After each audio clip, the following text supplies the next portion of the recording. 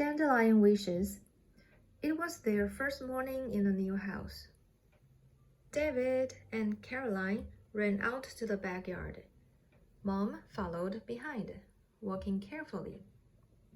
It had been a really rainy spring, and the backyard was muddy. "Just look at this garden," said Mom, smiling. "There are rows of daffodils and tulips coming up, and the peonies are gorgeous. Even the dandelions look pretty." The garden was the reason Mom had wanted to buy this house. The dew glistened on the leaves and flowers. The soil was rich and brown and good for growing plants. "But, Mom, look at all these holes in the ground.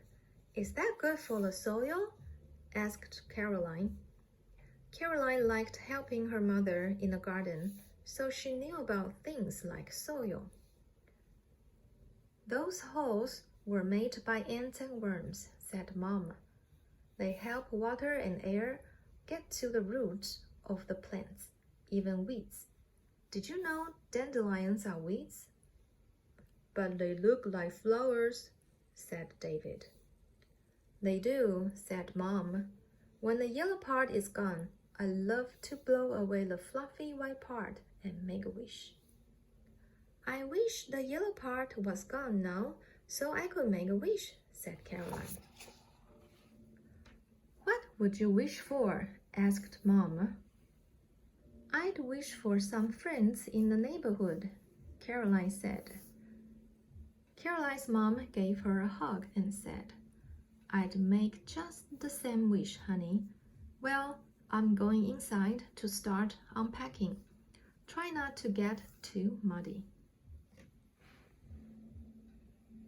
Neither Caroline nor David nor their mother saw the boy staring out of the window next door. But Jordan was watching everything. He had been wondering for weeks about who his new neighbors were going to be. "Is it a boy and a girl?" he said to himself.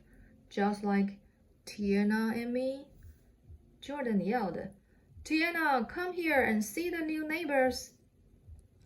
Tiana had been really curious too. She ran to Jordan's room to join him at the window.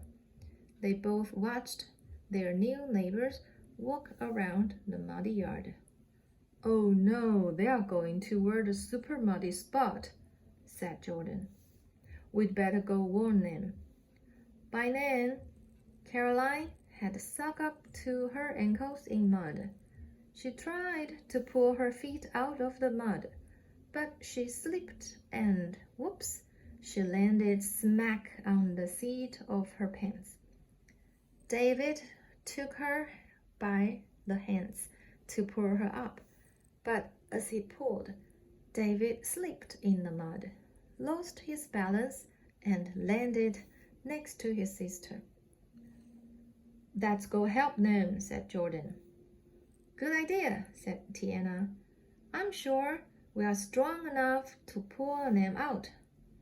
So the two of them ran outside to see what they could do. "Hi," Tiana shouted to Caroline and David. "I'm Tiana, and this is my brother Jordan. We live right next door, and we want to help you get out of this mud." Tiana gave Caroline her left hand, and Jordan took her right. Jordan took David's hands too. The four of them formed a ring. Jordan and Tiana pulled and pulled, but whoops, they slipped into the mud too. At first, all four children just stared at each other in surprise. But as they laughed, then they laughed and laughed.